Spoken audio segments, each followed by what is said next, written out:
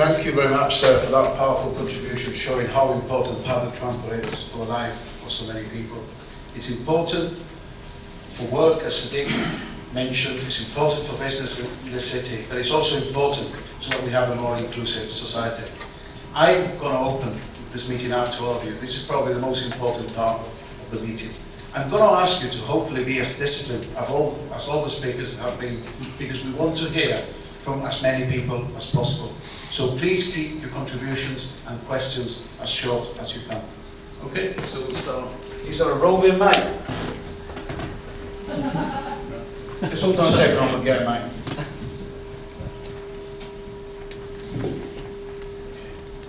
Let's start with the front row. Gentleman here with the... Yeah, that's it. Yeah, the mic's on. There's enough time to get everybody still. Good evening, everybody. My name is Mohammed and I am from East London.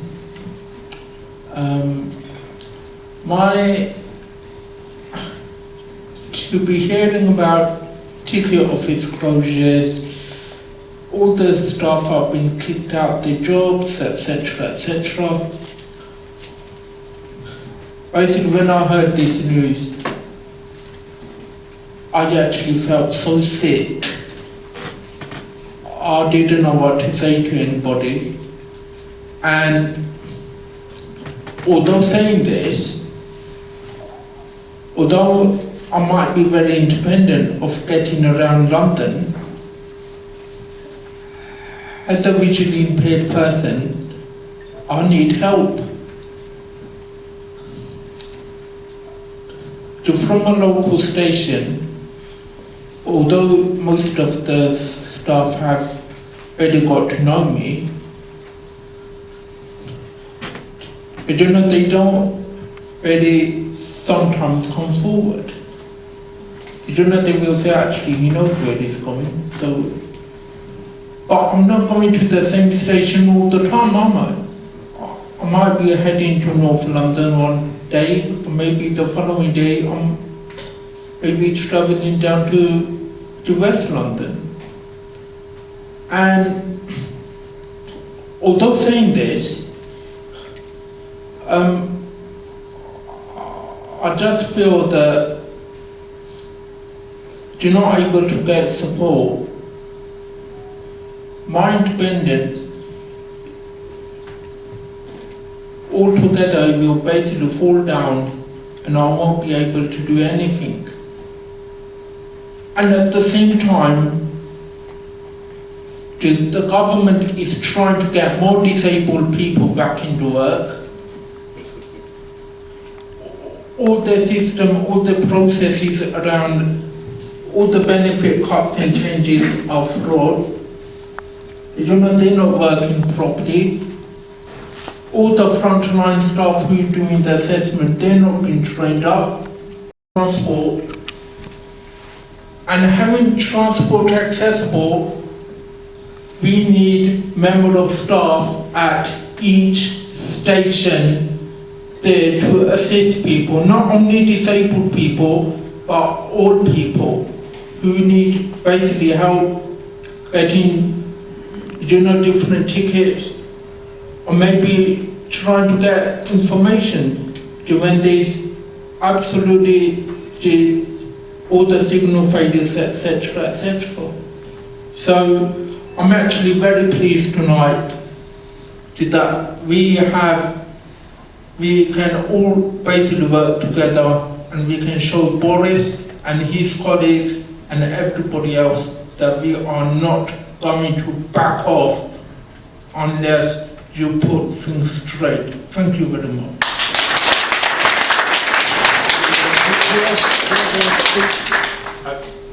I think we'll go one row at a time. Thank you. My name's Jean Eveleigh and I live in Manor Park, which is going to be one of the Crossrail stations which isn't going to be accessible. So I was campaigning about that this morning. And one of the first questions I was asked is, what difference would that station being made accessible make to me? And the easiest way to explain it is, currently, if you need to get to Liverpool Street from Manor Park, it's a 10-minute direct access straight through from the station in rush hour. takes me over an hour. I have to get a bus and a train.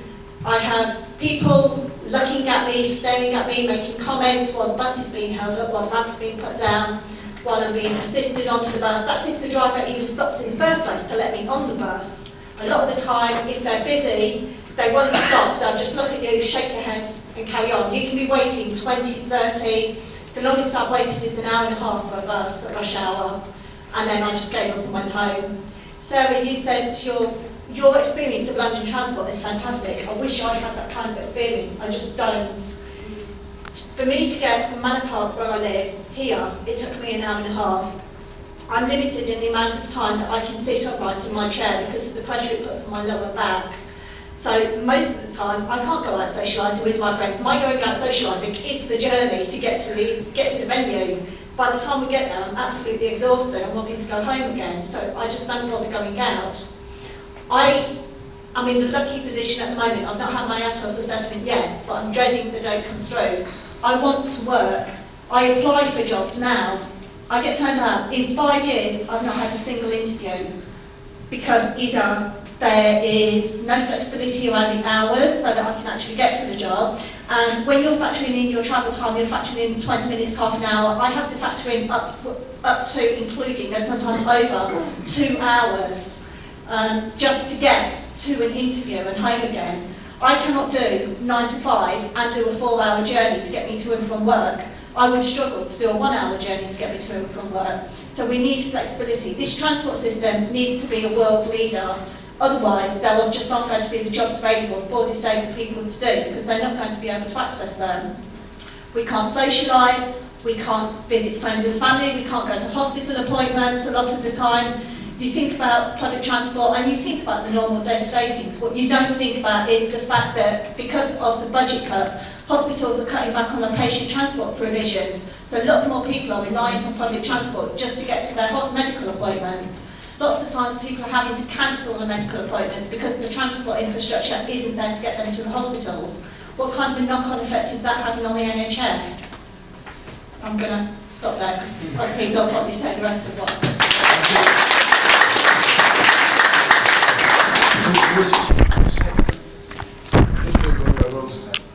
I mean, look, if people can keep it brief, we can get everybody. We've got about 45 minutes for contributions. My name's Sue Rose. I'm probably the only one here that isn't actually a Londoner. But one of the reasons I'm here is because I have been working... Sorry, I can't speak very loud. I mean, one of the reasons that I've come tonight is because I live in Kent, down in Medway, and we are actually setting up a disabled residents forum in Medway looking at access and public transport. I actually commute and work in London, and the reason I work in London is because if I wanted to work locally, I couldn't get there. Whereas if I come up here, I can actually get to work. That's really a perverse situation for me because the amount of money it costs me to get up here in train fares is going up and up and up, and my wages are not going up. So eventually I'm going to get to a stage where I've got a choice to make. Do I give up work and not be able to get to work locally? Or do I carry on and cut on the household expenditure? I mean, it's quite a choice to make. But actually, through the work with the railways, I got involved in being able to help design HS1. And the actual accessible coach on that and the way that HS1 and the train company and Network Rail worked to design that is a role model for other rail companies. When you're bringing in new railways, when you're bringing in new carriages, involve people from the start and get the access right from the start. It can be done, as was proved with that.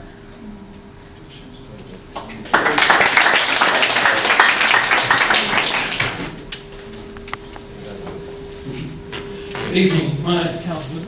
Sorry, there's definitely something wrong with the mic because it keeps going up, so it's not your fault at all.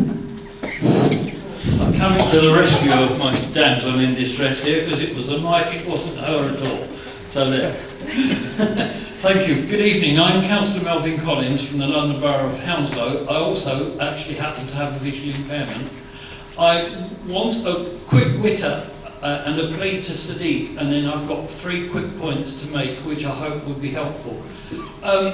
Sadiq, your contribution was fine if we just wanted to sit here and listen to condemn bashing. What we really need to see from government, working with our colleagues at County Hall, or City Hall as I believe it's now called, is a coherent and cohesive policy that people like myself can actually take onto the doorstep when we go to stand for election next year. Let's, for God's sake, get something positive. The 3 points that I'd like to make, and I'll be brief, Chair. First of all, Christian, you talked about cycling in London, and I was privileged to go to London Councils a couple of weeks ago to the launch of Boris's Cycling Vision for London. In itself, it's an absolutely wonderful scheme. However, it had one big caveat that was missing, and I'd like you, Mored, to please to take this back to City Hall with you. There is no training module built into that whatsoever, and that is crucial. And here's a man who represents Hounslow on the London Road Safety Council. The last 2 points I'd like to make are these.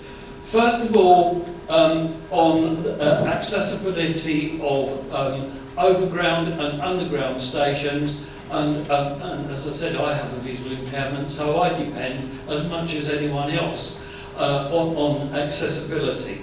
It is crucial that that has to be one of the highlights that we take forward from tonight's meeting about accessibility coupled with manned stations from the west right through to the east, from the south right through to the north. It is crucial for one reason and one reason only, and that is the reason of safety and security and stability of service. My final point is the one which I know Transport for All is working very hard on, and this is training modules for bus drivers and staff, and also the underground staff about the use of the countdown system, where often you're on an underground and the system is turned off, so suddenly you're plunged in, if you're visually impaired, you don't know where you are. So could I ask Transport for All to continue on that module of working with TfL on the training basis about pulling up curbs, about the countdown system, and about common sense and common decency to all passenger users, let alone people with disabilities. Chair, I thank you, and if there is an opportunity at the end to get some answers to some of these questions, I'll be grateful. There will be an opportunity. We will get all the speakers to sum up towards the end.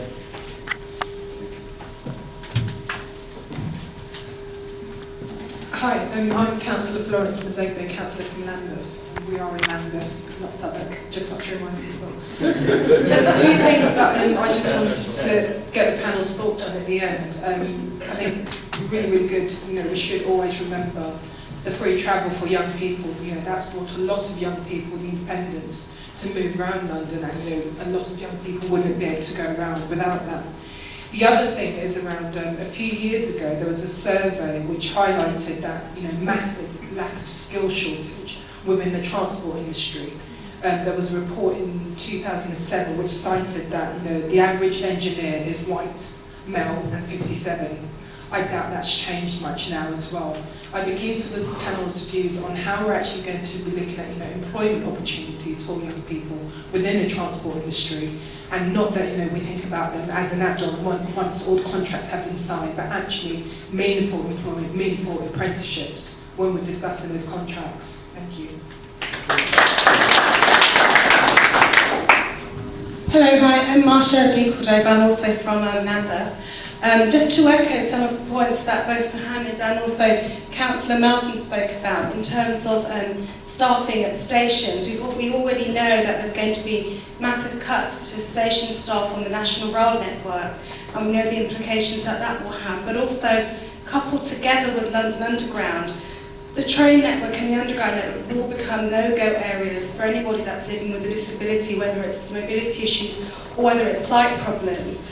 And I'm really pleased to see that TSSA are incorporating accessibility into their campaign.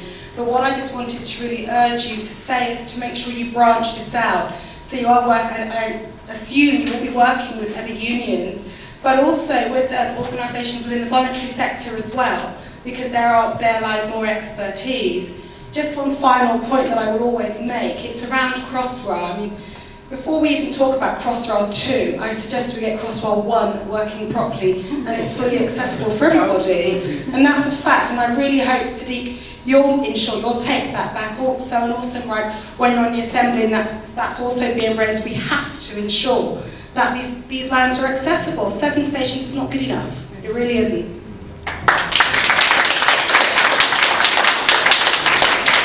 I'm going to come back down to this end, and then I'll come down this way. Great, hurry up. I'm used to it. Hi, I'm Martin Abrams from the Campaign for Better Transport. This is going slightly off track, but it's still very relevant to London.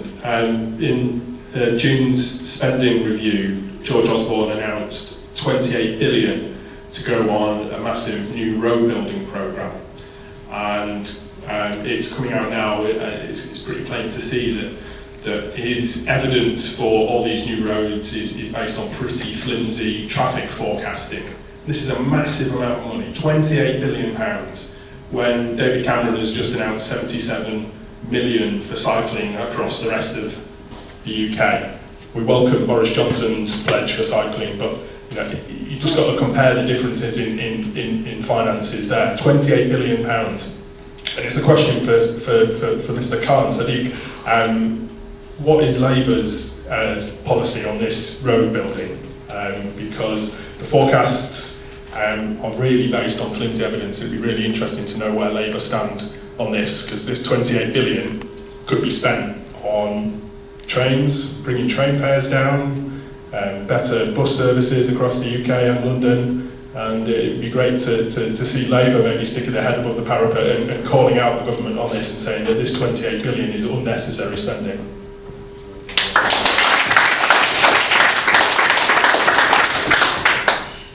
Hello, I'm Friends of the Earth London campaigner, and I also cover air pollution nationally for Friends of the Earth. So that's the basis of my question is, haven't we got to think about transport in terms of air pollution?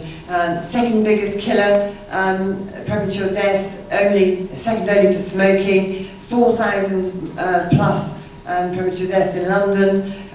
Actually, much more than people realise. Particularly, it's a traffic problem, it's particularly a diesel problem. It also particularly affects the most vulnerable, the young, the elderly, and the poorest, who tend to live by the main roads or near the main roads where air pollution is worst. And of course a huge cost to the NHS, etc. And London is way over air pollution limits, EU legal limits, particularly on a toxic gas called nitrogen dioxide, has to be met by 2015, and the government's saying we won't meet it here until 2025, which is just unbelievably unacceptable. And as well as cleaner vehicles, a key thing has to be, as Christian Wolmer has written, a central, I think he called it a central issue, is reducing car use. And haven't we got to do things like starting with reducing the need to travel, to avoid unnecessary journeys, walking, cycling, public transport, all helping free up space on existing roads, and as well as looking at things like road user charging across London, not adding to the problem. And this links into the campaign for better transport. You know, Boris is proposing 2 more large river crossings in East London, 4 more lanes. A vote winner, Sadiq. Probably one short of the railway. Yeah. Second point, that this meeting is a good example of the TSSA, a collective body, working with politicians. There's 3 Labour Party politicians here, and I'm sure we could get support from the Green Party as well. But it's a good example of that kind of working. I presume out of this, someone's going to be recording all the things that people have said, and there'll be some sort of demands will come out of this, and some of those demands will go into to spend travelling because places aren't accessible. Because I would admit, apart from my Twitter feed, most people who I work with, most of my friends, have no concept of the extra time I plan in order to make sure I get somewhere on time, because I find ways to hide that. So I think we have a responsibility to evidence the struggles that we face when accessing transport and the extra time that it takes. And I wonder whether someone